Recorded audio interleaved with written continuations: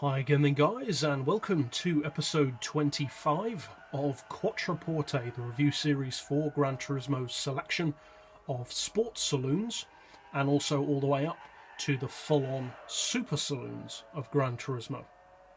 And in this particular episode, we're featuring a massively popular sports saloon, which in many ways, although being technically a sports saloon, actually almost crosses over into the super saloon category because of just how competitive it can be around the track and how successful it has been in racing. Because if you think about it, for the most part, super saloons, as cool as they are, very rarely have any racing prowess.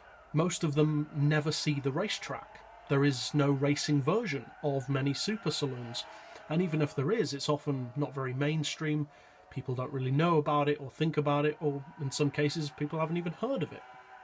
In the case of the Evo and its main rival, the Impreza, however, most people who know about the Evo or the Impreza will invariably also know what it's good for: rallying. It's a superb rally car. And for years, of course, its main rival has been just that. Its main rival. There's been a vicious rivalry between the Evo and the Impreza as to which is the superior. Everyone has their own opinion on the matter, or everyone who cares has their own opinion on the matter. I personally am slightly more of an Evo guy than an Impreza. To be honest, I've never really loved the Impreza that much. It's certainly a very competitive machine with a unique engine layout. This side of a Porsche, anyway. But the Evo just does it a bit more for me. I prefer the aggressive styling. It's a bit more raw, more sharp, more focused, more professional in its look, in the way it drives, the way it delivers its performance. Whereas the Impreza is a little bit more soft and forgiving. Not completely forgiving, but more than the Evo. And funnily enough, I'd say the best way to describe, for anyone who hasn't driven either of them, the difference between the two, because in many ways they are very similar, is that driving an Impreza feels like driving a WRC machine. Driving an Evo feels like driving a Group B car. That's the main difference between the two. The Evo is much more of a professional driver's car. I'm not saying that the Impreza isn't, but the Evo is certainly more so. It does less of the work for you and is less forgiving. That said, however, it does have almost limitless grip, and it's one of its best advantages, along with what is a common trait of Japanese performance cars: low weight and good value. It's a relatively cheap car. The model that we are featuring in this particular episode is the Tommy Mäkinen edition, which is a premium, and with the optional special colour pack with the stripe. And the reason why I'm featuring this particular model is for the very simple reason that it's the best value Evo in the game. Because you win it in career mode, so technically it's free. You can't really get any better value than that. Now, incidentally, most of the Evo 6s tend to cost around just under or just over the 30 grand region, which is pretty similar for the most part for the Evo range, and also not too far off for the Imprezas either, or as well, I should say. In the case of the Evo of this particular spec, it's pretty good, to say the least. 566 horsepower, 440 pound-feet of torque, also, funnily enough, 566 pp.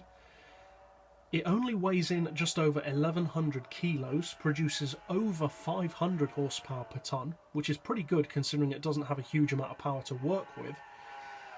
And the price, if you do decide to buy it rather than win it, is only 33,000 credits anyway, or just under. In terms of straight-line performance, it's not quite as strong as the Impreza for top-end acceleration. The top speed's pretty similar, they both do around 230, but the top-end shove is not quite as quick as the Impreza. The Impreza has a little bit more of a thumpy way of delivering its torque, whereas the Evo tends to be a bit more rabid off the line and at lower speeds. Personally, I prefer that, but each to his own. Off the line, the Evo 6 is incredibly quick. It makes a fantastic short-distance drag car, also a rallycross type vehicle. It's incredibly good for its power as well, with a top speed of around 230 from said 566 horsepower. That's pretty impressive.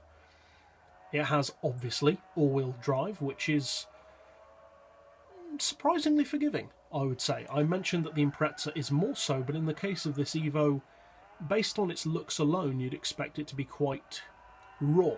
And it certainly is, but it's still surprisingly forgiving nonetheless. You'd have to actually drive it to fully experience why I say that, because it's definitely a hardcore machine, but it does still kind of save you sometimes due to just how much grip it has.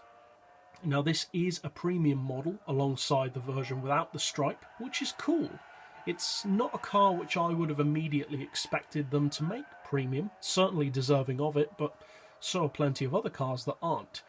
So it's cool that it is a premium. Personally, I overall would have to say that I prefer the Evo 5 because it's even slightly more aggressive visually. But the Evo 6 has many advantages over the Evo 5 and also the advantage over some of the other Evos in general that it is a premium. But that's it for this episode. I'll see you guys next time, and as always, thanks for watching.